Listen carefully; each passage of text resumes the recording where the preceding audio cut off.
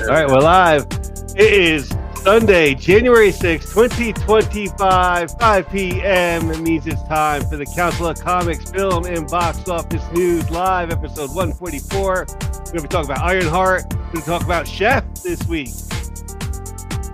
Ooh, and how much is Superman going to make? Oh, that's Superman.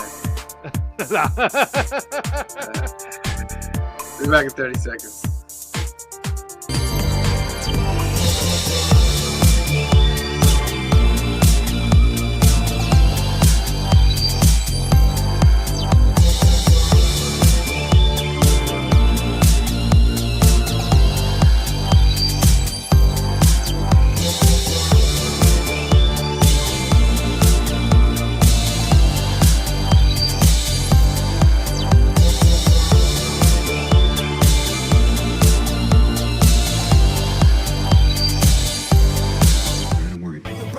Day. Where are the heroes? Soon as they get here, everything will be alright. I need a hero.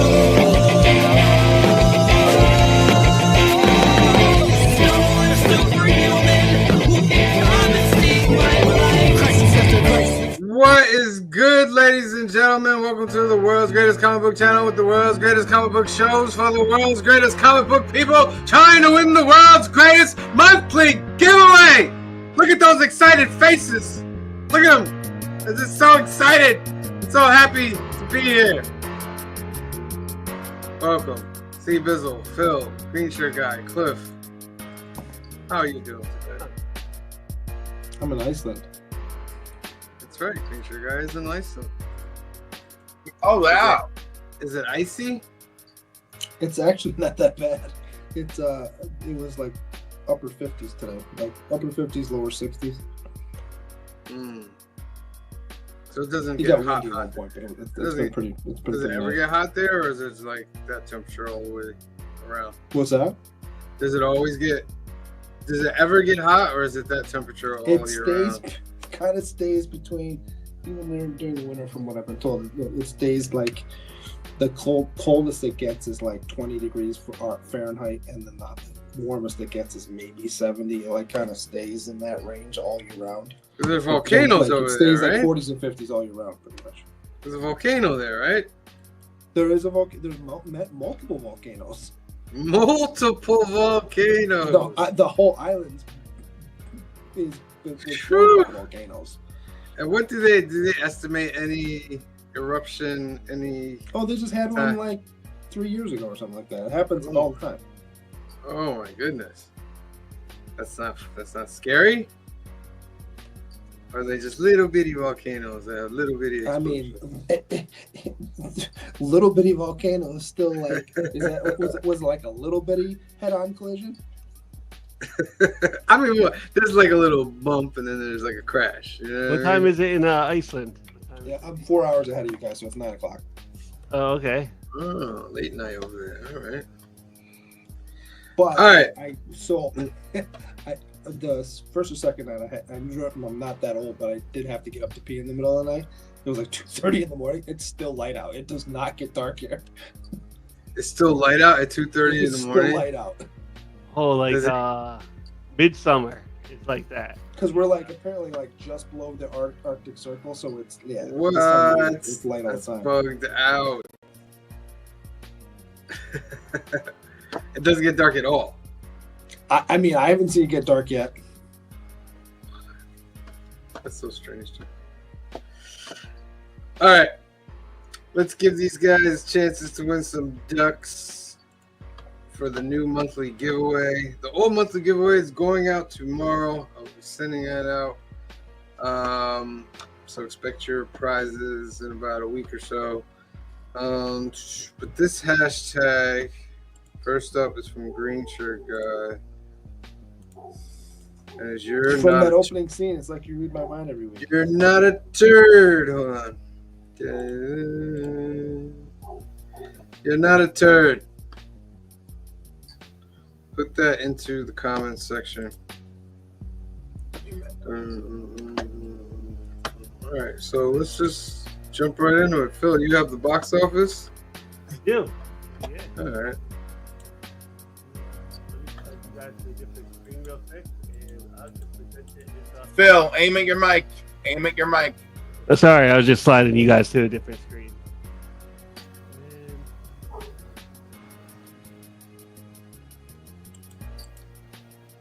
the box office. Oof. Jurassic World Rebirth, #1 movie, 91,500,000.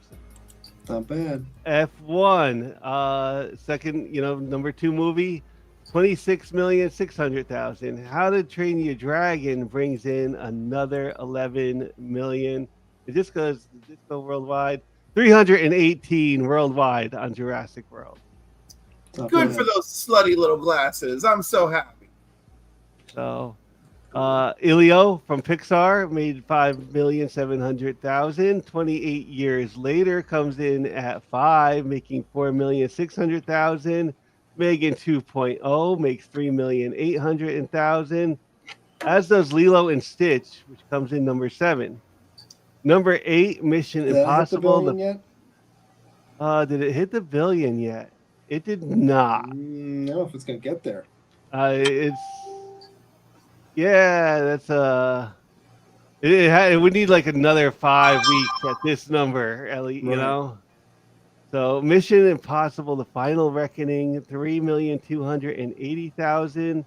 Materialists, #9, 1,346,000. And #10, Ballerina makes 725,000. Then we had 40 Acres, The Phoenician Scheme, Final Destination, Bloodlines, The Life of Chuck, Sinners, making a little bit of money. Sorry, Baby. The Thunderbolts, making $50,000. Familiar Touch, Last Class. Bottom of the Raising the Bar, the Alma Richards story, made $708 for the weekend. So, among the many movies that need more love this year, I am going to throw 28 years later into the ring on that one. I think people who have seen it and are complaining about it don't appreciate that it really is another let's just swing for the fences. And I think these swing for the fences things are, well, obviously nothing's perfect, right? So we got to throw that out the window. But the swinging for the fences is like very jarring for people. And but also like art has to evolve. Like someone said to me the other day, oh, that's only the way it's been for like since the beginning of time and storytelling or whatever. And I'm like, kind of, but not really. Like, we've got very accustomed to a 3-act nature. And yeah, I think there's still a 3-act nature, but like everyone's saying let it cook, and I'm just like, let it marinate, let it do something. You can't get there if we don't create something first. And this movie does something extreme, in my opinion. But I was like, wait a second, the first scene of the movie and the last scene of the movie actually tied together remarkably well, and our lead character has quite a little journey to it from beginning to end. And I'm like, I think I know what this movie's doing, and I appreciate it. And it's more than I expect for, a rage virus film or whatever it is I'm supposed to be impressed by. Anyhow, lately I'm on a kick where I just appreciate anything that just tries to be different, because I'm just so tired with all the same old crap. And that's it. That's my spiel. All right. Well, it does 125 million worldwide, 60 million domestic so far. Well, good. Give it a shot. I know not Yes. everyone's gonna love it. The #5 movie this week. So I would say the same thing about Ballerina. I don't think it's gotten enough love. Ballerina It's fun. is already If you and like I the think this John is out Wick on movies, like streaming or demand. Well, 107 worldwide. It did 57 domestic. If you like the John Wick movies, it's fully right in there, and it does some fun things. Plus, Anna de Armas looks amazing in it. They did not do great marketing with this movie. You're not wrong. I think I think that's they something also I'm didn't kind of wanna wondering. lean Is too the much marketing into- for movies to going down a Keanu Reeves, lot? because if they do that, and then they get a lot of people pissed off because he's really not in the movie. Drew Manchu did not enjoy Ballerina. Wrong. You're wrong. Phil, you said a good question. You say that again? Have you guys think the marketing for movies has gone down a lot? Yes, and Superman is shaming everyone because I think the Superman marketing has been spectacular, and it's really making everything else like Superman's marketing being so strong is showing me how bad the Fantastic Four marketing is. You know, And it's you know what? Like I wouldn't have because I was actually at the mall today, in like Target, and just went through the mall. And like Superman has like his own dedicated like end cap at Target, and I wouldn't know that like Fantastic Four was even coming out, let alone some of these other movies. yeah, and every time I see a news brief, these James Gunn and the three leads are all over the planet. They're in Asia, they're in Europe, they're in the Middle East, they're everywhere that there's a microphone. I see them showing up, and I'm like, whoa, look at that. Could that be because they're worried that the movie's not very strong and that they have to do something? I'm just saying this is. I don't care what it is, and I think one way or another, James Gunn just knows like we gotta get out there and actually market because the movie's marketed. Everything else, I haven't seen anything marketed as strongly in ages, and I'm actually realizing how impactful that is. Also, you could get taken the fact that DC has more to lose if this movie doesn't do well than Marvel does. That may be true, but that doesn't give everyone an excuse to just suck at marketing. The Thunderbolts could have used more marketing. The Thunderbolts is a good film that even had strong word of mouth, and it barely moved the needle. Like I saw more stuff for like How to Train Your Dragon at Target than I did. Yeah, How to Train Your Dragon was everywhere. There was more stuff for like Jurassic World than there was Fantastic Four. Jurassic World, I also think, has no problem with marketing. That's another one. They're out there. They're talking about it. Freaking my boy Fierro is out there playing everybody who loves everyone who loves the dinosaur knows that man was playing with the freaking Philharmonic and shit. And I mean, like, then a discussion needs to be had because they're claiming that they're spending almost as much as they spend on the movie on marketing. And I don't who is that? Fantastic Four? That's everybody. Because it's become a world of money laundering. Remember when Kirkman, not Kirkman, what's his name? Wait, which one? Kirkman. It is Kirkman. When Kirkman had to sue A&E over Walking Dead because they're like, oh no, we're losing money on your show. There's just a bunch of bold-faced lies to just you have within the studio, you expense things to other parts of the studios that you own.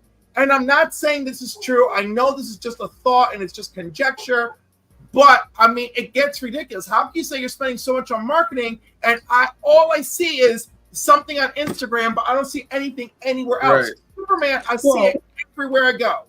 But you're also assuming that when they say they're spending money on marketing, it's U.S. marketing. Maybe they're not really marketing the U.S. because they don't feel they need to, and they're spending all their money overseas.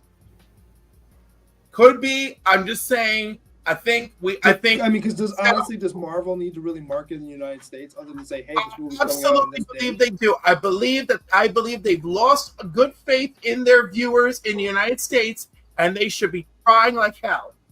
I really do. I think we have enough. I think we need to put out a good movie, and it'll market itself. But that's me. No, because it didn't work.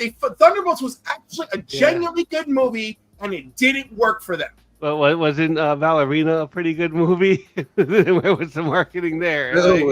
You need traditional marketing. When you look at how Batman was marketed in 1989, right? And thanks to the internet, we have a treasure trove of memories of people standing in line for advanced screenings, of people going crazy and screaming and everything. And I don't know if a comedian can be. Yeah, but nobody stands in line to go get tickets anymore. No, that's true. There's things have changed, but marketing really hasn't. And that like that whole summer, like you couldn't go through the mall. Like a lot of summers, you couldn't go through the mall without seeing like the big movie like all over the place. Like like Batman, and like you could go to Walden Books. And like right up front is all this Batman stuff and graphic novels and cards and Yeah, but like every store, that's- like I don't disagree with that, but that was also decades ago. It's not like it was 3-4 years ago. That Batman movie came out, what, 92, 89. 93? 89. Oh, okay. Well, it's even farther ago. I mean, we're talking about, Ballerina didn't get marketed, but none of the John Wick movies really got marketed. So, like, I don't really think that's the end all be all. Certainly, a movie that you've never heard of that is a brand new property probably needs marketing, but one that's part of a franchise or a universe, hey, it's here, come see it. And I feel that they have enough. They've got to do damage control, and they should put in some real work. I don't know what the perceived marketing is. How much can marketing really cost? If say you have pages which are free on Instagram, Facebook, TikTok, and then you've already created. Say you spend, what? I'll give you $10,000 at the most. That somebody edited together a trailer. Now it's a file, and all you have to do is share this file on social media. Right, but then you got to pay to promote it throughout social media. So that becomes but how much could that is that in the 50 millions, hundreds of millions? No. I like when it gets like that high, like, all right, like the trailers, they really probably cost like 100,000 because these are like big studio things, like easily. But I don't believe the money spent on marketing. That's the first thing, though. The money that they say, like, oh, we got to spend like half that budget on, I don't think you do anymore. I think that money is like, because then what it sets is a line of failure for the movie, right? Because if you're saying that the movie needs this much to break even, then you're kind of hurting the movie because you're not really spending that marketing money like you say you are, but you're adding it into your thing that it needs to break even. So when it doesn't break even, now the movie's a flop. yeah. I You get that tax write-off if it's a flop. Yeah. I have an average breakdown of costs for marketing a film. This is called the print and advertising, and the budget is from 20 million to over 100 million. Television ads and trailers runs 5 to 30 million. Digital advertising on YouTube, Instagram, and Google runs 2 to 15 million. Print ads such as billboards runs 1 million to 10 million. Press tours and junkets runs about 5 million between travel, hotels, and media. Public relations firm is about another 2 million you're paying. Purchasing and merchandising is another 1 to 10 million. Premieres and screenings is somewhere between 500K and 2 million. Influencers and social media promotions, so reaching out of your circle, is another 1 million. So that's an interesting way to look at it. Okay. But I also feel like for printing, like for every DC Comics gets a pass for Superman, they're gonna put it at the back cover because that's free advertising for them. Yeah. And listen, the whole crypto Marvel, I don't see Fantastic Four. Yeah. Fantastic Four should have had a diapers freaking thing lined up for Franklin, like they should. Don't you think on some level, though, that marketing in this day and age is white noise? We're so attuned to it. We're so used to getting images and this stuff thrown in our face that you just turn most of it off. I don't think so, because I've become. When was the last time you saw aware right now on YouTube that you didn't go? I don't skip ad. And, Listen, I watched that. Anything that says it's your gut, it's your crap that they throw at you at the store now. When I see, are you diabetic and sleepy? I'm like, shut up. And like, but when I see, my boy there, not Venom, not Tom Hardy, the original Venom. When I see my boy there from that 70s show, and he's being chained up in a tiny airplane, I'm like, ooh, why is Mark Wahlberg have you chained up in a train? Ooh, what's Mel Gibson doing directing this movie? And so, like, yeah. Did you see that movie? It was stupid. Yeah, I'm going to see that movie. That movie's in 40X. Okay, it's about a plane, and you're out of control. My boy is chained up. This girl is fighting Mark Wahlberg. That's the reason why you're going is because somebody's chained up. It's not a good movie. You know what? Stop. Yeah, but not a in good- It's what you said. Talking about 40 You're the one that said it. But That 40 was your first reaction of why you wanted to go see it was because someone was chained up. You're missing the entire point. I get it. I'm just The saying. only Don't reason get I mad thought at me that for was mentioning what interesting you is because said. Mark Wahlberg was balding in it. I was like, Well, oh, no, that's an interesting I stuff. was like, why is Mark Wahlberg flying him around? But and also, I think he gets to play a villain. Why is his name escaping me? Freaking Eric Topher Grace. Topher Grace. Thank you. Topher. I'm like, Topher Grace is chained up. Topher Grace is supposed to be a villain. I love when Topher Grace is a villain. He's one of my favorite villains. He's barely a villain. When has he ever been a great villain? Predators. What? He's a villain in Predators. Watch that movie. He's a villain. Wait, in the Predator like Alien movie? No, great. The movie Predators. He's the villain. It wasn't a The very one that memorable- didn't do well in the theaters. Yeah, it wasn't very memorable. So his Wow. performance had to be In the amazing. meantime, it's one of my favorite Predator movies. You know? Really? Yeah. I could see that. I was like, I thought this movie was such a strong return. That movie killed nearly off the entire cast. I mean, I was like, this was great, you know? And the Predators were selecting their prey for this planet for specific reasons. And the whole time, you keep wondering, why would they select Topher Grace? And then you find out. Okay, so it wasn't a great Venom. I mean, but that's, and I'm not even going to blame him on that. I'm just going to blame the whole Sony fiasco on that. But he could have been a great Venom. If that was me, he would have been a great Venom. But he wasn't, and so there's the box office news. Jurassic Park #1. Notice how we didn't even talk about it. 'Cause no one really cares. No one really. I haven't cares. seen it yet. And Jurassic you know, Park it's is got meant for like the kids. Yeah. reviews. So Listen, as far as I'm concerned about Jurassic Park, do y'all like Jurassic Park films? You do, go see it. It's for you. It's that simple. You know, if you're like, well, I feel like it's weird how they want every character is bamboozled into the plot of the movie. So there you go. No one knows what they're doing until they are like, oh shit, this is what we're doing. Like they're all bamboozled. There you go. They have a great time.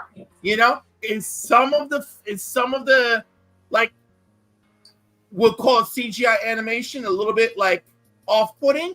Yes. Is it an entertaining Jurassic Park film? Yes. Are you truly going to Jurassic Park for the plot? That's on you. I would like to go for the plot. Right. What I number will of say when I Jurassic get is it? home, This is I number promise 7, my right? 8-year-old. This is the 7th Jurassic. And the dinosaurs haven't taken over the world yet? Not yet. I don't understand that part.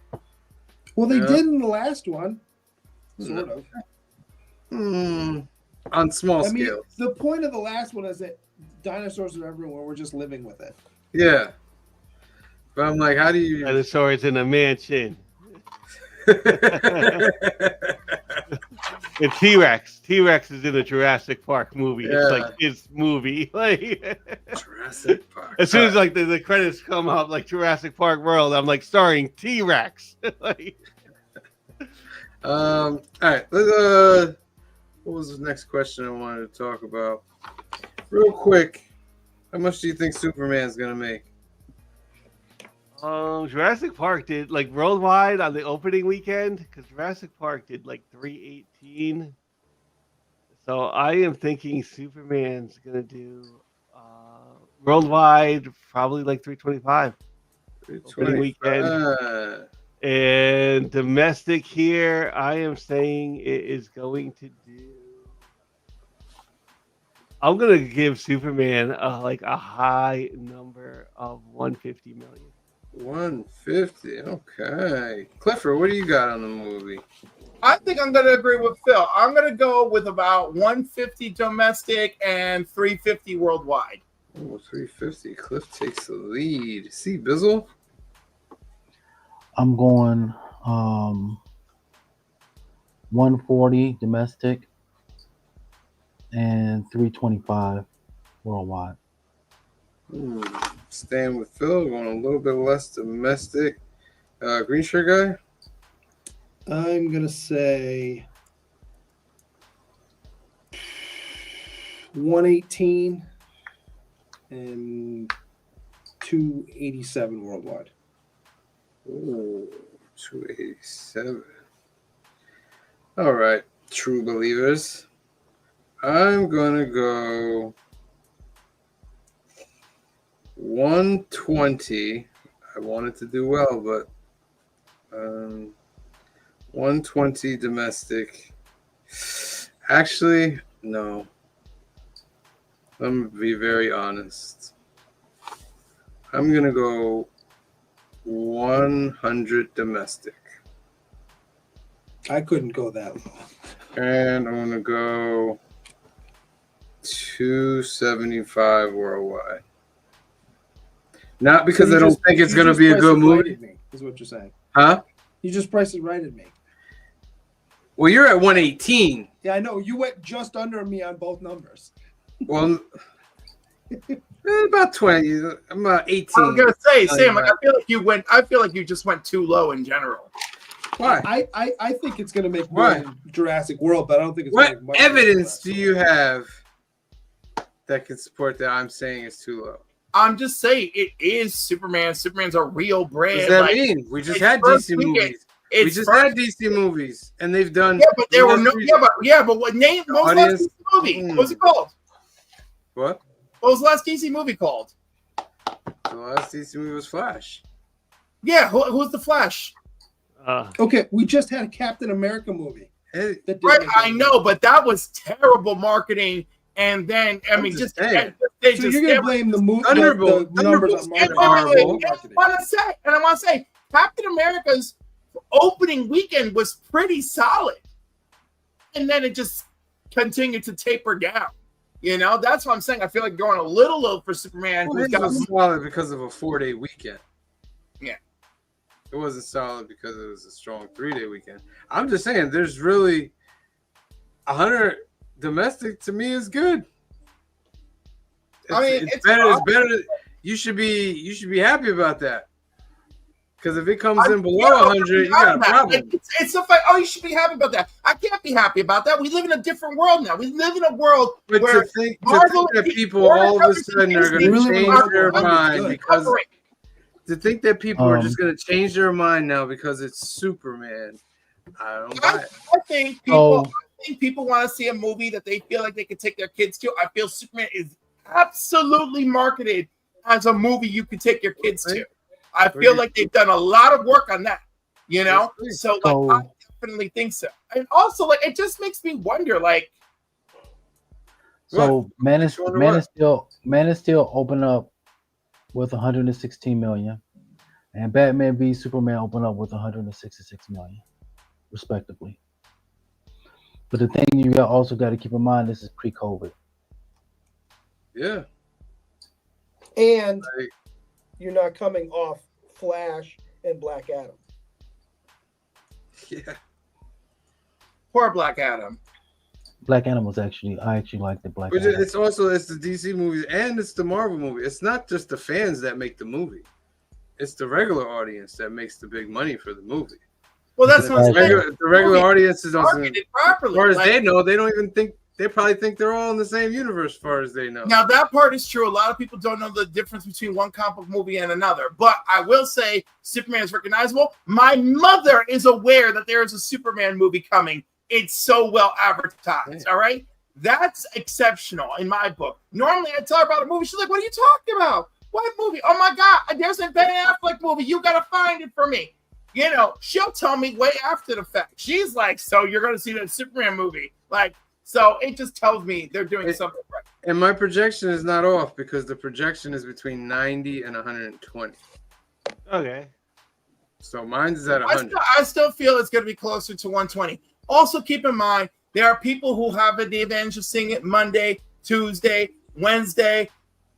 They get to see it early on Thursday, then Friday, Saturday, Sunday. There's a lot of opportunity to see this film this week. The film, despite whatever weird review bombing is happening out there, because I'm so sick and tired of the internet, AI, and despicable human beings. I can't take it anymore.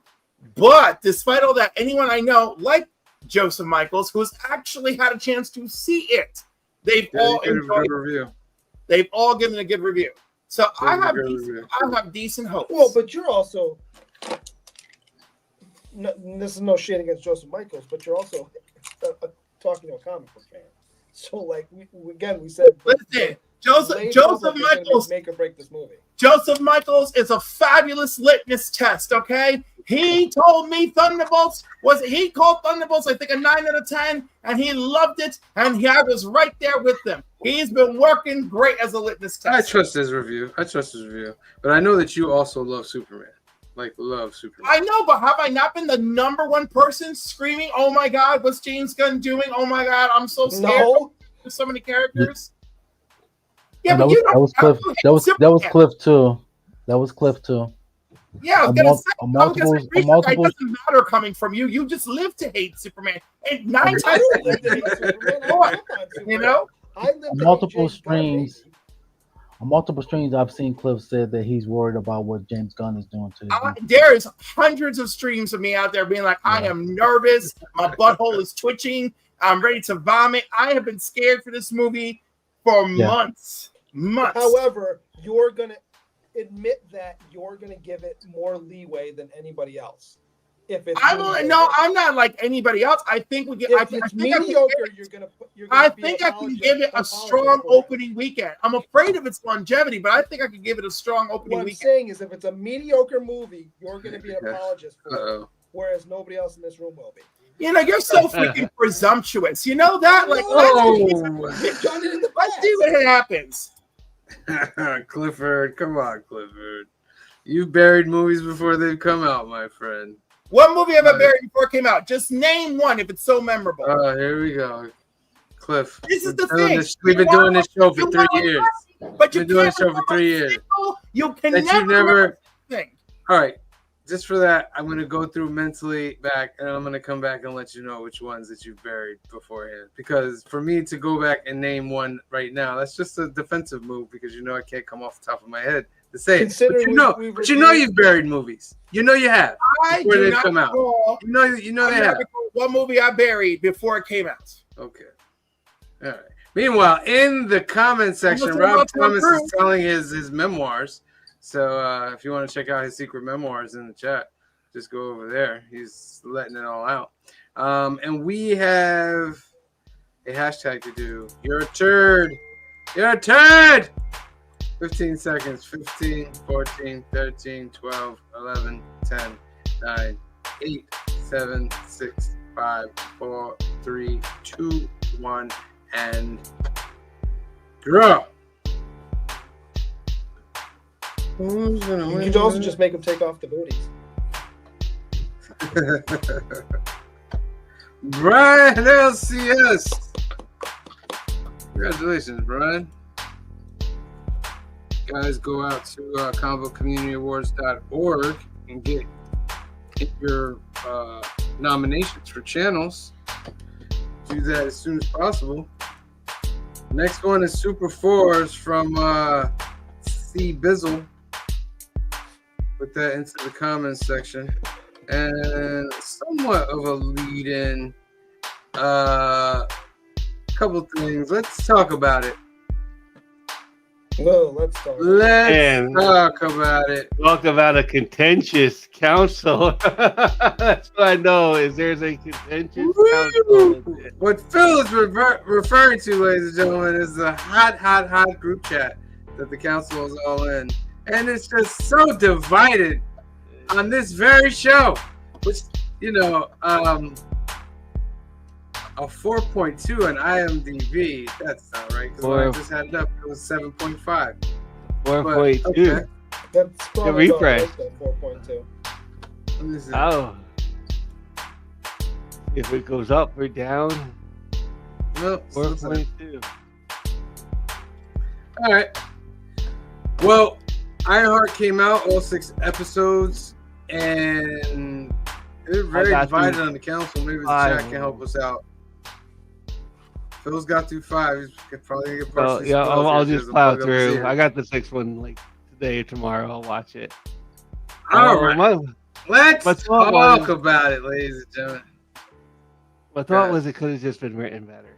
Like the more I think about it, like the more certain things Like they just could have done a little bit better. Like, all right, like we talked about, like, earlier in the week, they kind of dirtied her up, and like very early on, like she's with, like, she kind of meets up with this band of criminals to make money for her suit, which I don't know that like the Riri Williams that would do. And then, like, the people, by the way, pulling the heist, because you think about like a heist job, you think of like Italian Job, you think about like Oceans, they mentioned Ocean's 11.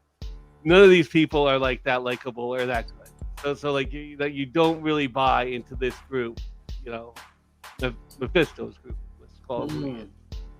And that was like one of my, like, So the other thing is, it does suffer from, like, we're trying to make the people we're heisting from just a little bit like, like bad, so you don't feel sorry for them, and they only like hint on that like a few seconds. It's nobody like, Wilson Fisk's company or somebody that you could like relate to, like, all right, they're gonna rob the kingpin or something. Like, it's just some made up thing. So those like few things, because it's like a setup, it's a setup, it's a writing like technique to add like kind of an inner conflict to the show that I don't know that inner conflict really needed to be added for a show like this. Okay. And like, as I got, because that was my real first problem with like the first and second episode. By the third episode, it's like we're dealing with this inner conflict, but I just don't know that needed to be there. And other than that, like, it's okay, it's all right. It just, I think it could have been a little bit better. Okay. And like I said, I got through 5 of them now. I got through all 6. And like I said in the chat, I love and hate this show. I thought the choice at the end, like, unless you're having a season 2 to resolve this, like, that's where you chose to leave the character off. Well, pulling the Peter Parker, Joe Quesada days off. You know what I mean? Like they literally, it was like in the comics, this was literally one of the worst moments you did in comic books, and it's been documented that it's been one of the worst moments, and you went and did it again. How about Phil, close your ears for like 20 seconds because I don't want to ruin it for you. But so he gives her the choice, and I'm gonna lambaste this some other stuff about this too. He gives her the choice, and she says her best friend and not her fucking father, who also died. I see the point that you're trying to make. What are we doing? I don't. Well, I don't see the point. You have to rebuttal it. I don't see the point because the whole show is based around her best friend. Mm-hmm. Right, that's my point. But she doesn't get the opportunity to build all that stuff and learn to do that without her father pushing her on. And then when she dies, it's a huge deal. If her friend dies too, I'm not saying that's not, but like, come on. Her friend. So what you're telling me, Steve Bezel, is if you have a chance to save your son or your son's friend, you're gonna save your son. You're saying your son's friend, not your blood relative. That's different. That's it's different. not though. That's a bad analogy. That's not a very good analogy. Maybe it's bad. Okay, so yeah. My your son best and friend or your fiance. You know that's her stepfather, not her father. That's not her real dad. That's her stepfather. It's the one who raised her, and she clearly has an affection for because she's upset when he dies. Yeah, I understand that. What Riri and her and Natalie were, Natalie. How can I put this? Because if you see that her stepfather was trying to save Natalie, he was shielding Natalie, tried to shield Natalie from the gunshots. Of course, it didn't work because the bullets ended up hitting Natalie as well. What if we don't know what was the deal with Mephisto? If he says you could bring them both back, or bring one of them back. We Yeah, don't know. this is what Green Shirt We guy do is know trying to because you express. see the I think conversation. if you have that conversation with him, if you're to do that, why don't you just say, "No, I don't want just her back. I want everybody back." Didn't he say you got to Yeah. you have one choice, or you had to? No, he didn't technically say she couldn't ask for everybody back. He just wanted to her to He says be with it's something him. like you have a choice to make, and the whole time Yeah. you're seeing her thinking about her friend. Yeah. So he's kind of playing Well, on her. most likely reason why she's thinking about her friend, because her friend, like I said, been there through the whole process of when she was the AI, when she was her best friend, and when she was with the AI, and she didn't want to lose her again. So that's why her friend was in the forefront of her mind. That fits in the story. Yeah. That she would want to have her friend back. Sorry, Phil. Mephisto is showing up in the MCU, and it was a phenomenal performance by Sacha How bad Baron was the Cohen. spirit gum on his beard? The what? Huh? The spirit gum on his beard looked like it was going to fall off half the time while he was talking. I didn't even notice that. I ain't noticed that either. I didn't even notice like that. it's flapping every time he talks. It's doing this. I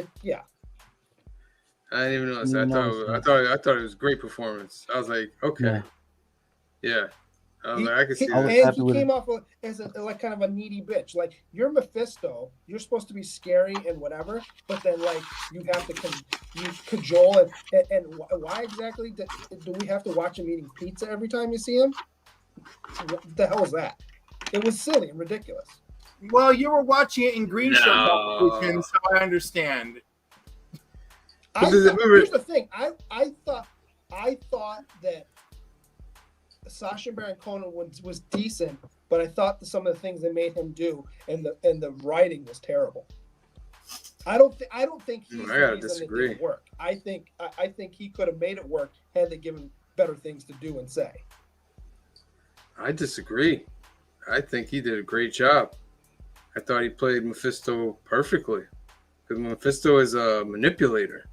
That's what he is. His sole goal is to tempt you to do something you know you wouldn't do. And he had that moment with the hood where he's like, "Who do you think you're talking to?" Yeah. I don't like your tone. You know what I mean? And that's something like Mephisto would say. And Mephisto is a little needy. You know what I mean? When you also you also saw when they thought that when we called him Dormammu and how offended he was if you called him that. But he stole in the comics. He stole that hood from Dormammu, so it's not technically his weapon. He took that from Dormammu. But I thought that was interesting. I see it's interesting, the two sides of it. I saw what you guys are talking. So are we just gonna gloss over the fact that the hood drops his crew like a bad habit, and then he's gonna take over Stain and then treat him like a marionette puppet? How silly that didn't look.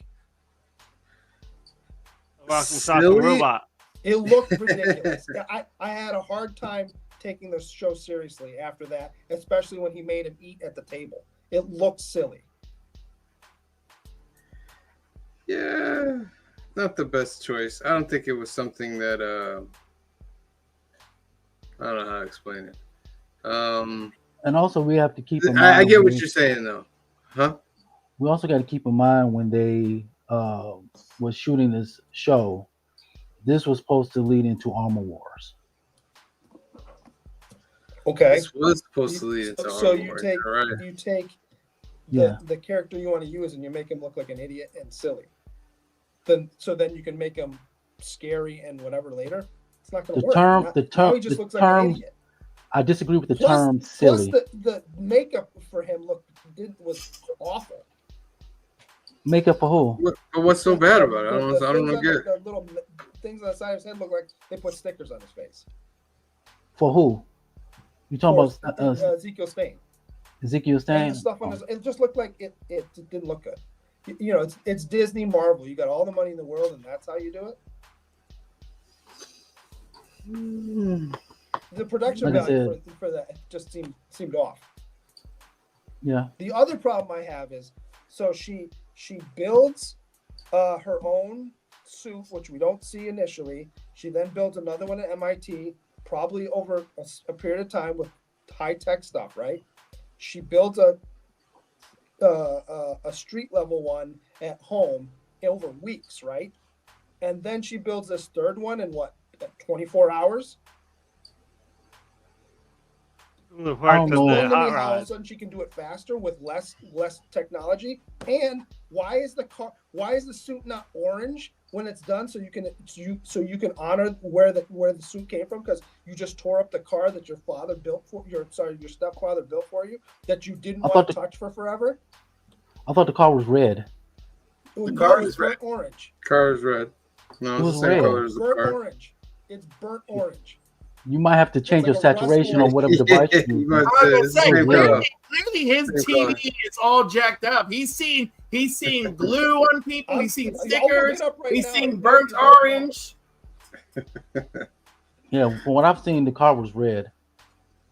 Yeah, I thought it was red too. Yeah. Every conversation I've had like this in the past week, the car has been red. Tonight's the first time I hear burnt orange. What do you guys think about the end credit scene? I'm with Cliff on this. This could possibly, I'm not saying 100% true, because we also have to realize one thing. Secret Wars is in 2 years. So they talking about doing a reboot. But the end credits, what I'm hoping for is Strange Academy.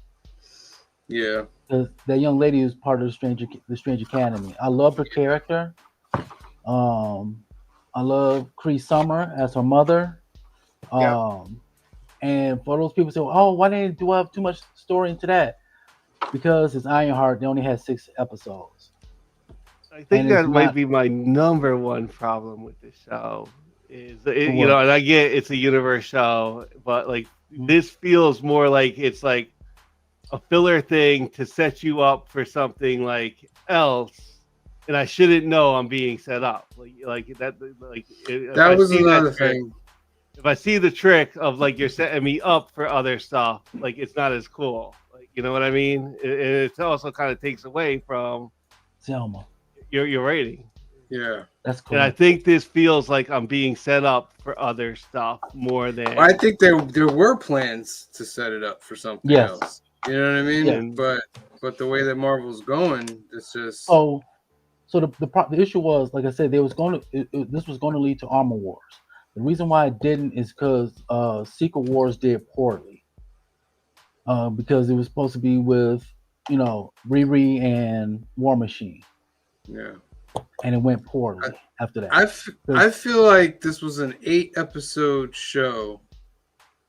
Crammed into 6? And no, we didn't get the last 2 episodes. Oh, okay. I got it. You see what I'm saying? I see what you're saying. You see what I'm saying? We didn't get the last 2 episodes.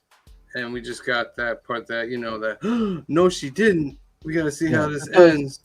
You know what I mean? I believe Armor Wars would have had old dude, Joe, would have had him as one of the villains in there with the fully armor. Moving forward, then he could relate to what happened in this film.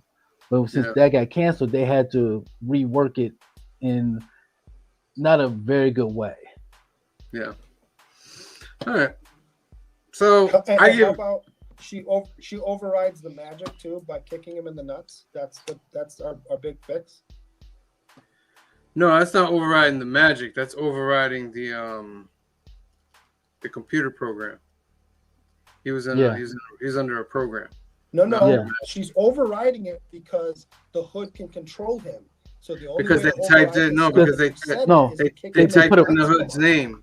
Yeah. No, when they're programming it, she erases Zeke's name and types in the Hood's name. It wasn't it had nothing to do with magic. It was technology. He was hacked. Yeah.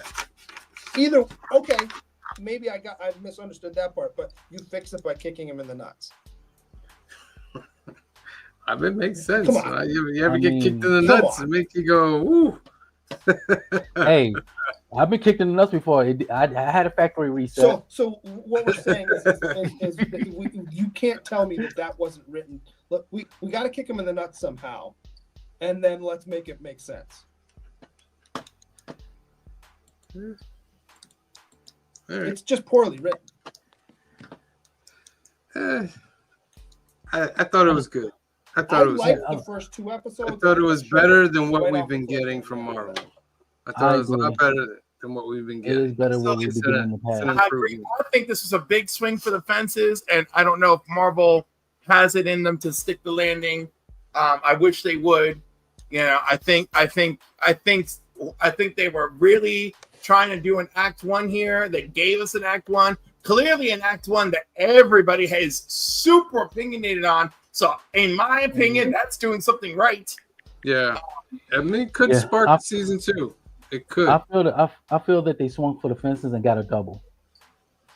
Yeah, my takeaways are Mephisto's good. I thought her last suit was dope. The hood when he finally went full hood and bad fighting her, that was dope. Yes.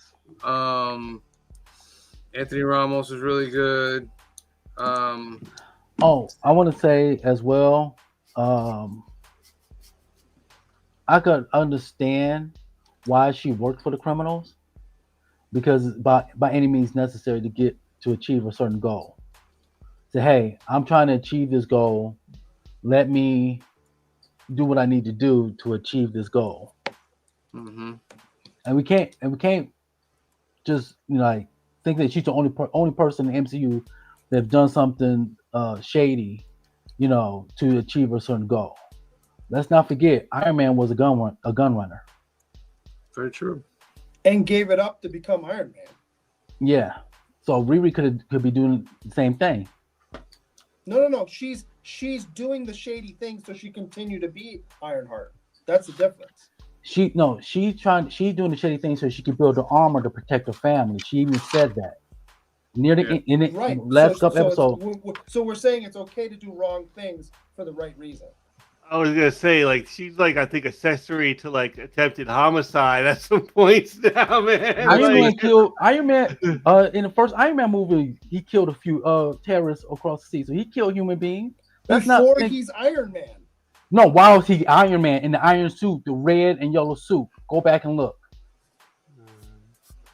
What about that one time they was on a plane? He did go overseas. He repulsor ray that guy through the chest. He didn't kill that guy. I haven't watched that movie, but I have to go back and look. He killed people. It's a level because he did in the Iron Man suit go across seas and kill those terrorist people. Yeah, he did do that. Yeah. So it's just this is like a security guard, dude. This is not like a terrorist. This is like a working bloke in Chicago. Like a human being is a human being. One man, one man's freedom fighter is the next man's terrorist. So exactly. I mean, let's not conflate the two, but okay. It's true. It's true. How's that not true? That was kind of like if you live in a country and another country, no matter who they are, comes in and blows your parts of your city up, you're considered to them a terrorist. Yeah. Whether you think the country coming in or not has some right to do it. You know what I mean? You're considered a terrorist. That's why I say one man's terrorist, one man's freedom fighter. It's a matter of perspective. We can talk about the conflict over in Israel. You think those Palestinian families over there don't think that certain people are terrorists for what's going on? You know what I mean? So it's a matter of opinion. But all right. Let's do the next hashtag. Now we gotta get to the movie. All right, Super 4. 15 seconds. Put that into the comments section. 15, 14, 13, 12, 11, 10, 9, 8, 7, 6, 5, 4, 3, 2, 1, draw.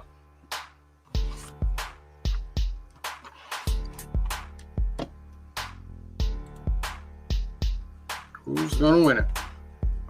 Thunder 2000.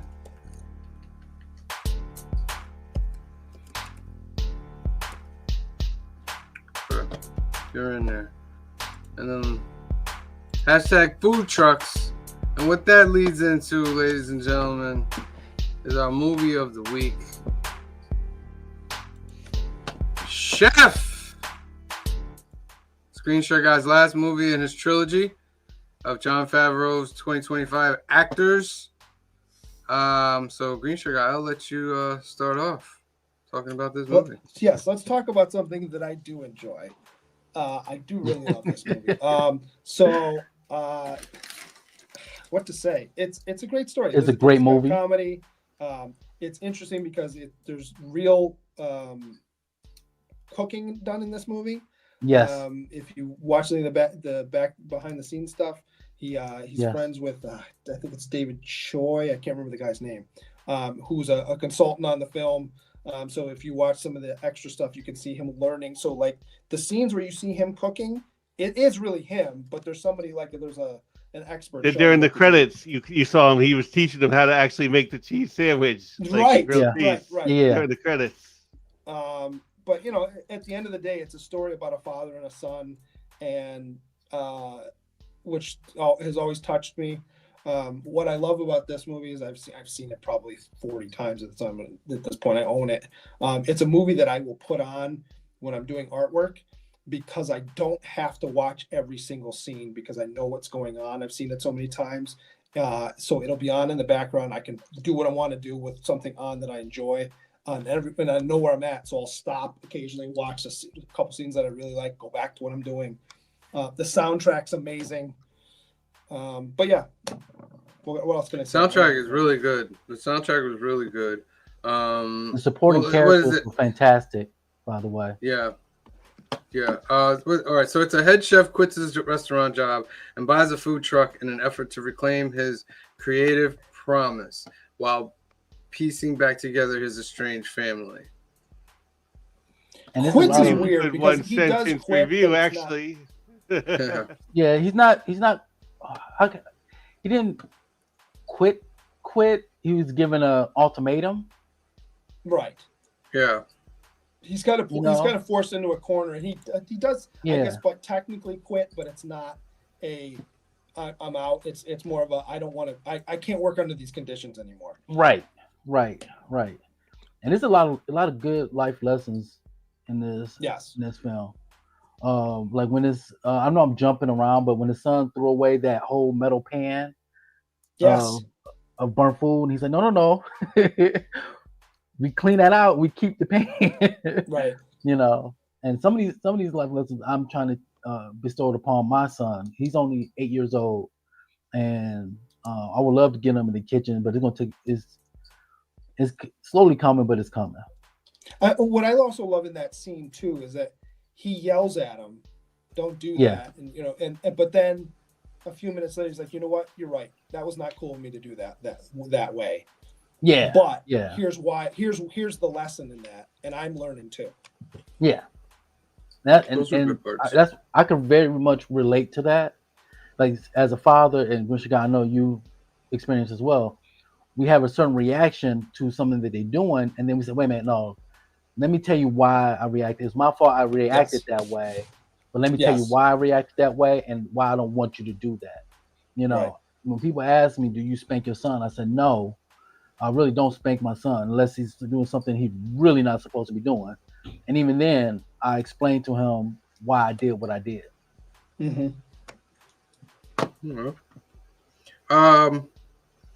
Question. Answer. Do you think he had the right to argue with the restaurant owner about what food was to be on the menu? Yes. For a couple of reasons, yes. Why did he have the right? It's clearly established that when he took him in, or when they made the agreement that he was going to be the chef there, and he even says this at one point, that you have the front of the house, I have the back of the house. We'll talk, but you don't make any decisions back here.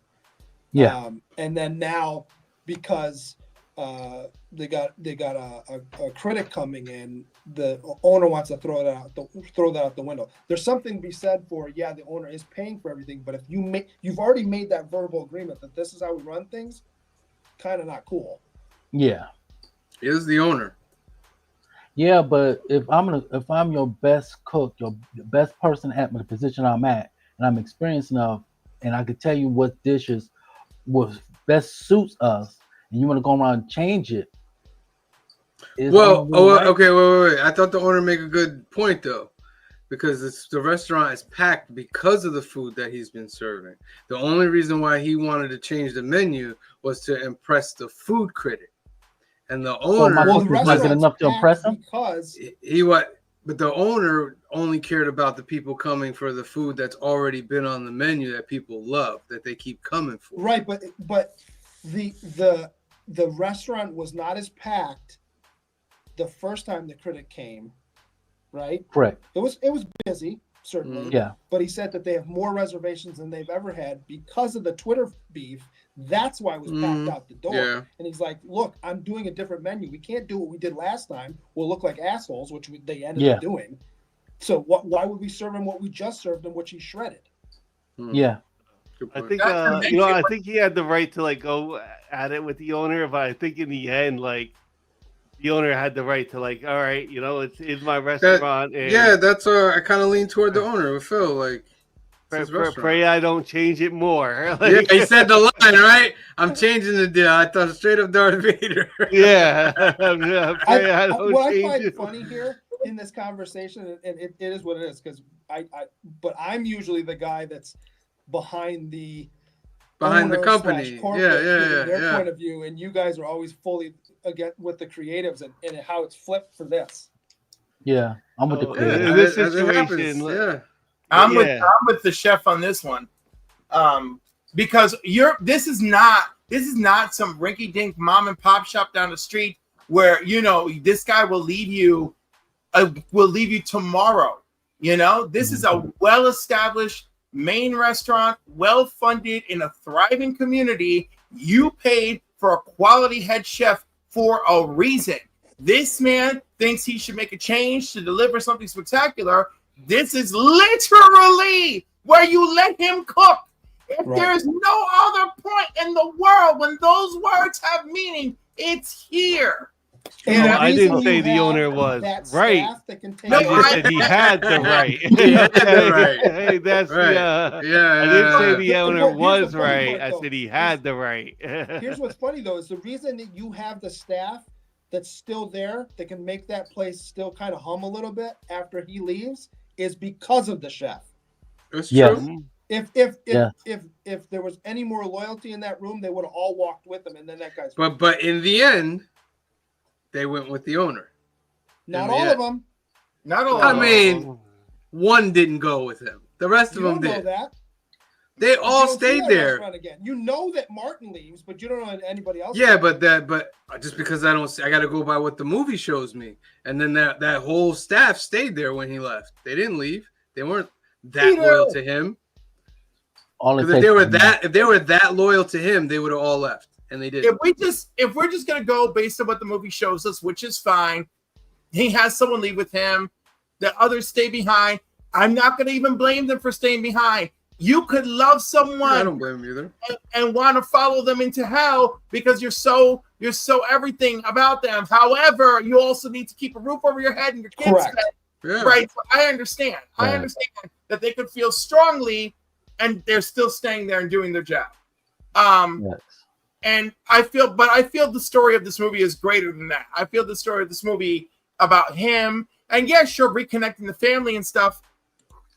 But really, this movie is about passion. This movie could have been about anything and reinvigorating your passion, and why you love it. Well, it's two-handed, because I will give you, I agree with that to a greater degree. But it's two-handed because it's a father and son story. Because if you remember the conversation where he's gonna give the one sandwich away, and he says, do you love doing this? Because I love this, and I want to share this with you. But if you're not going to take it seriously, like, what are we doing? Right. Yep. I mean, of course, those are things. They're both equal things in this movie. They're equal things in this movie. What are some of your favorite moments from this movie? It's molten. It's molten. I actually he's also like the way John Farrow, his character, he and even at the time, if you knew an older person, they did not get social media and how to work social media. and what they they would even be on it, like Facebook, and then like they don't know what they're doing. Yes. And it showed I especially know for that several time. people like that. So like yeah, I like, still don't and know how to use Twitter. that was Really? like that kind of dated the movie too. As soon as you saw like Twitter, I was like, oh, it's Twitter still. Like, Yeah.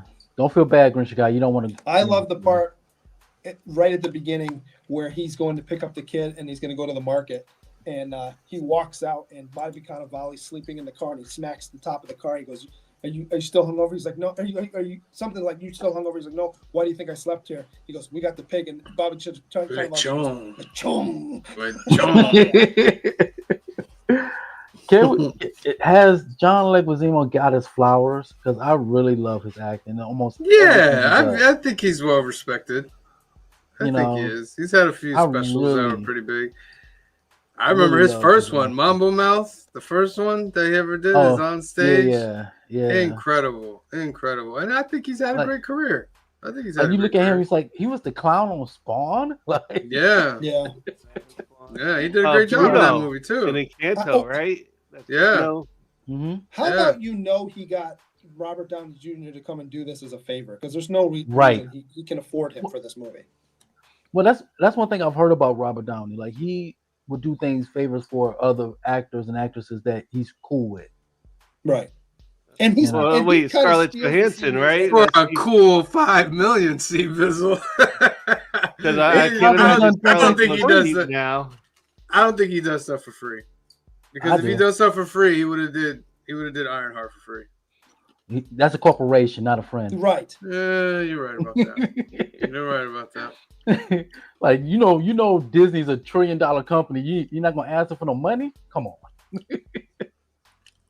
That's true. I like that part. That dialogue where he's like, trying to like pick the rod, but he's like he keeps flipping them so quick. Like, all right, maybe I should take care of this kid. Like, I love how he's having like 3 conversations at once. He's like, are we still talking about the rug? That was a good scene. I also like Sofia Vergara in this movie. Oh, yeah, she's not the what's that show that she's on? Modern Family. Complete opposite of that. Yeah. Like a not good mom. I was like, yo, she did really, really good in this movie. Well, it's interesting too, because if you think about it, she is the catalyst on some level for them getting back together, whether that was her intention or not. True. Did they get back together? They get together at the end. They're in the new restaurant, and they're doing the wedding party for them. Is the wedding for them? Yeah, they're both wearing. Oh, I didn't get that. They're getting married. I thought they were just having fun at the wedding. I didn't get that impression. They're both wearing white. They're dancing with each other. You see a wedding. I gotta go back and look at that. Bride and groom on top of it, and her father. That's what I seen. I looked at the bride and groom on top of it, and I was like, "That don't look like them. Or even close." Let's be fair. Most wedding toppers do not look like the bride and groom. True. But he's a chef. A chef, not a baker. Yeah, 2 totally different things. Yeah. Anything else? Come on, I know you got a couple more things about this movie. Well, I mean Gary Clark Jr. playing guitar. What was that, Phil? Gary Clark Jr. has the concert. Yeah, like that part was cool. The Texas barbecue. That guy, I think the Texas barbecue guy is like a famous Texas barbecue guy. He is. He is a real famous Texas barbecue guy. Yeah. And the chef that Jon Favreau hired to consult on this movie and teach him how to cook on this movie is the one who got the Texas barbecue guy. Oh, is that right? I don't think I knew that. I could see that. And C-Bizzle, do you remember what Marvel movie it was where Jon Favreau hired the food trucks? Anyhow, there was a Marvel movie that they were doing. I can't remember which one. Jon Favreau hired these food trucks to impress everybody, and he's in the first episode, or not the first episode. There's an episode of the Chef series on Netflix, and he has on what's her name, Pepper Potts, Gardner? Who plays Because you Pepper asked, I'm Potts? blanking. Oh, Gwyneth Paltrow. Gwyneth Paltrow. Yeah, that's on Gwyneth Paltrow. So he talks about, hey, remember when blah, blah, blah, blah, blah, and I hired these food trucks. So she's like, uh-huh. And then this is where we find out, while they're cooking this meal, this is where we find out that Gwyneth Paltrow didn't know that she was in Spider-Man Yes. Homecoming. Or not Spider-Man. Yeah, she didn't know she was in Spider-Man Homecoming. She's like, how was it Spider-Man? So, but anyhow, during one of those filmings, and maybe it was Spider-Man Homecoming, because it was a while ago, he had hired this food truck guy just to come in and make stuff for everybody, and they all loved it and it was amazing. But that's when he's like, oh my God, I want to talk to this dude because I want to do this movie. And then of course this movie turned into, oh my God, let's do a series. But I just think it's just phenomenal how all this happened because of Jon Favreau's love of food. But he had that dude train him like a professional chef so that he could do this movie. He even told him, he goes, no. And he would like burn his hands and stuff when they're cooking. And he's like, dude, you don't have, oven. He goes, no, keep it going. So like he now has oven hands because this guy had him burning his hands on stuff over and over. Yep.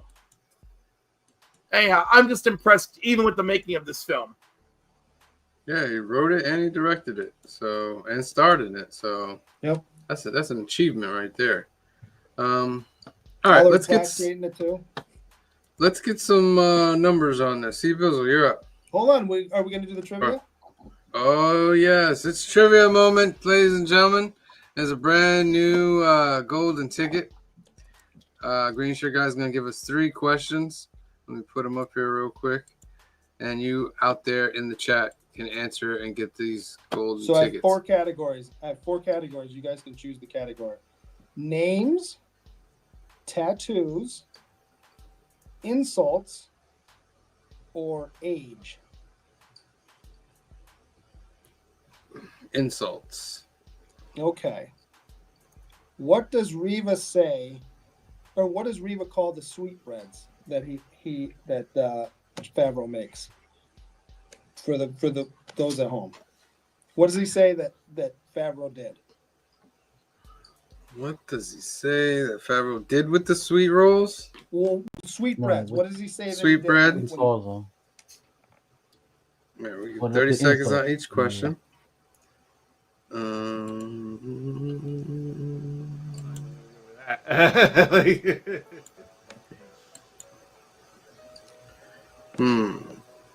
What happened here?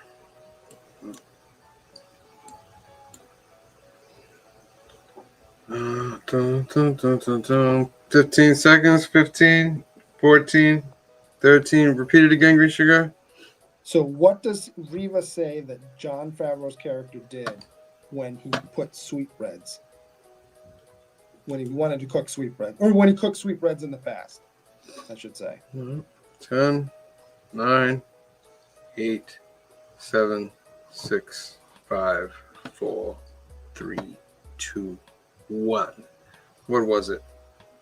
He says you put guts on the menu and nobody wants to eat that artsy shh. All right, question number 2. All right, we'll do tattoos because this one should be fairly easy because you see it a bunch of times in the movie. What is the tattoo that is on Chef Carl Casper or Jon Favreau's knuckles? Oh man, what is the tattoo on Jon Favreau's character's knuckles? Ding, ding, ding. Well, you don't get to answer it, Cliff. It's for the people at home. Oh, no one's doing it. I'm like, oh, let me answer and give somebody a duck. I mean, like, there's just nothing happening. Well, It's okay, they heard Cliff. Go ahead. Do the next one because Cliff already answered that one. Names. What is the name of the restaurant at the beginning of the movie that Dustin Hoffman owns? Oh. What is the name of the restaurant that Dustin Hoffman's character owns in the beginning of Chef? 30 seconds. This is for your chance to win a golden ticket, which you can use at any point to garner yourself a duck in a monthly contest. You can leave it for this month. You can use it next month. You can use it in 5 months. How do you pronounce that, Green Shirt Guy? He says it in the movie. Yeah, I know. But I can't remember how he says pronounced it. Because he says it when he's reading a review, and he says it to Tony after he leaves. 10 seconds. 10, 9, 8, 7, 6, 5, 4, 3, 2, 1. What is it? It's Galwaz. Galwaz. All right. Final question. If nobody gets this out in the chat, it will go to next week. Question is, it's age. What is Martin trying to give to Favreau's son when he says the kitchen staff doesn't have an age? And I want the name that he calls it, not what just a general sense of what it is. We'll say that question again. What does Martin try to give Favreau's son when he says that the kitchen staff doesn't have an age? Interesting. 30 seconds. What does Martin give his son? Attempts to give his son. He ends up giving it to him, but at first he's... Yeah. 15 seconds. 15, 14, 13, 12, 11, 10, 9, 8, 7, 6, 5, 4. I had something to show y'all. 3, 2, 1.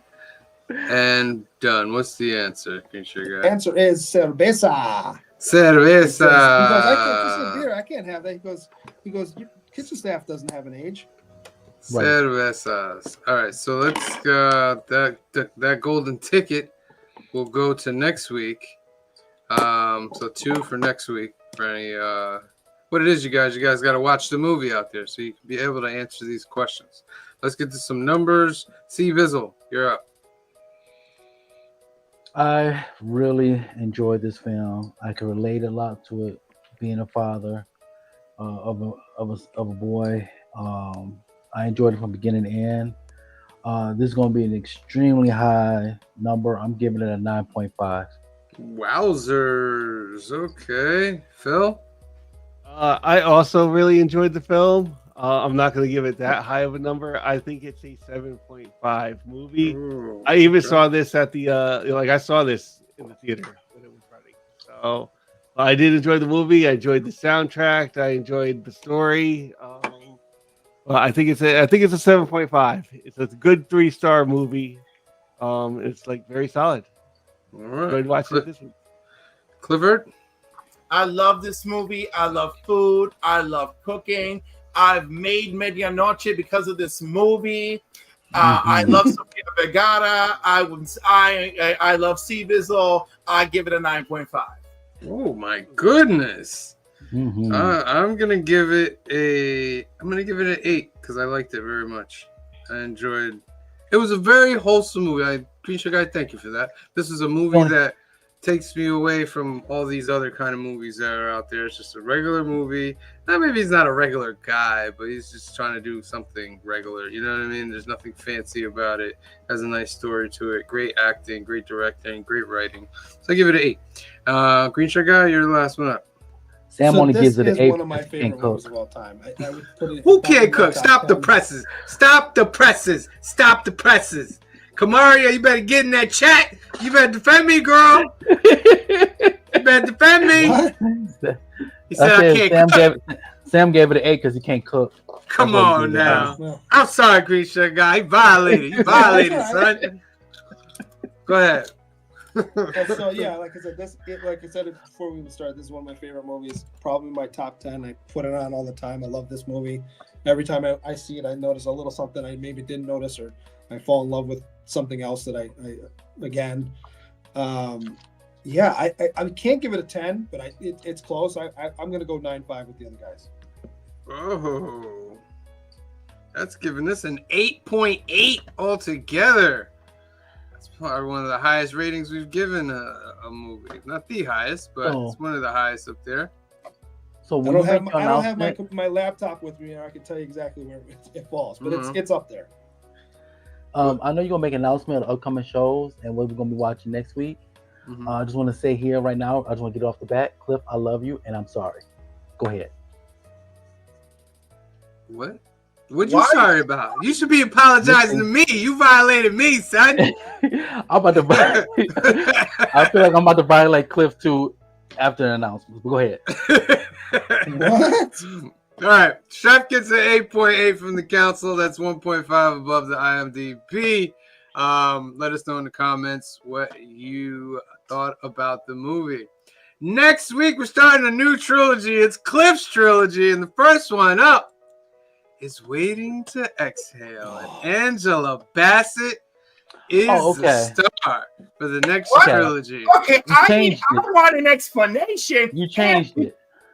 You changed it. Because I thought it was going. Who's the actress? No, I decided Angela Bassett. I dumped it because we needed Angela Bassett. And Okay. let me tell you a funny story. We cool now. Let me tell you a funny story. I'm not gonna violate you. Well, actually, Steve Bizzle, do you know? I can't remember the actor's name, but do you know why I chose him? Why? Because he's in 3 queer films, and I want to jam 3 queer films down on everybody. Oh, that would have been okay with. I've been okay with that because when I heard on another show, I thought you was gonna do Vivica. Oh, right. No. Let me tell you, Vivica would have been a fine. She would have been a fine choice. We could have gotten. Didn't know Angela Bassett. I tell you right. You would have been mad at me. Mad at me.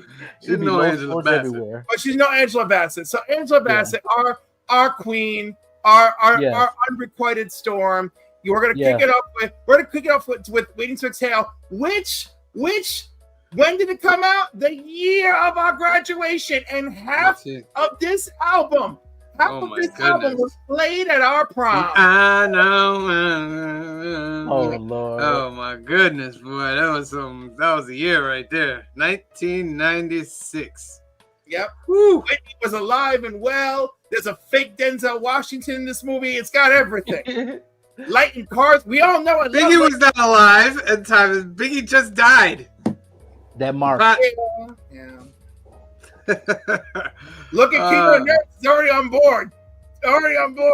All right. So that's the next trilogy. So make sure you watch Waiting to Exhale, and we'll talk about it next week on episode 145 of the Film and Box Office News.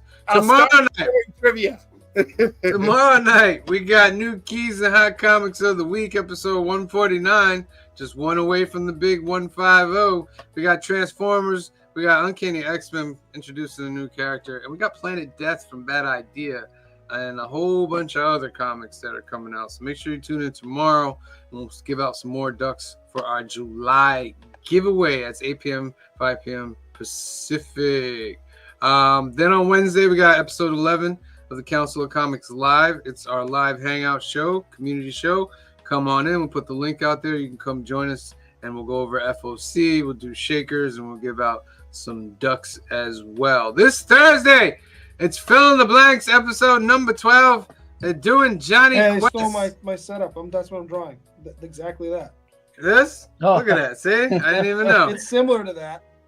I didn't even know. That's this Thursday, 7 p.m., July 10th.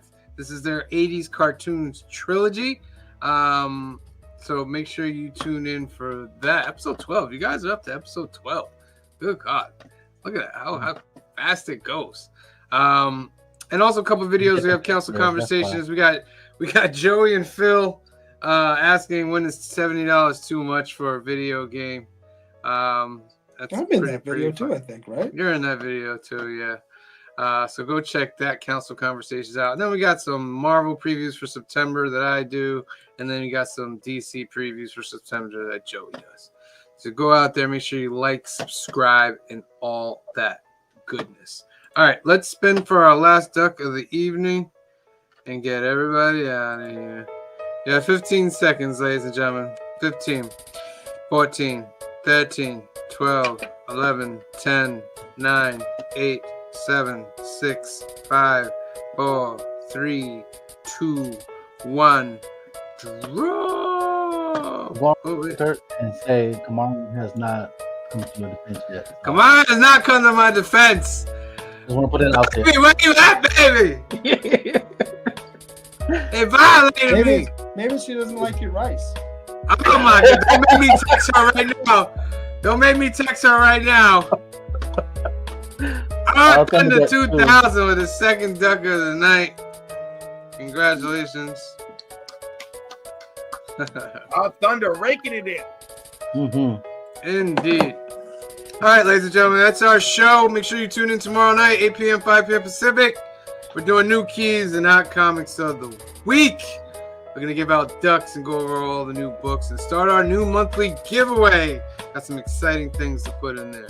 All right? So, for myself, for C Bizzle, for Phil, for Green Shirt Guy, for Cliff, and the rest of the Council of Comics, we love you. Thank you for watching, and we'll see you next time. Peace. It's like the brightest day. Where are the heroes?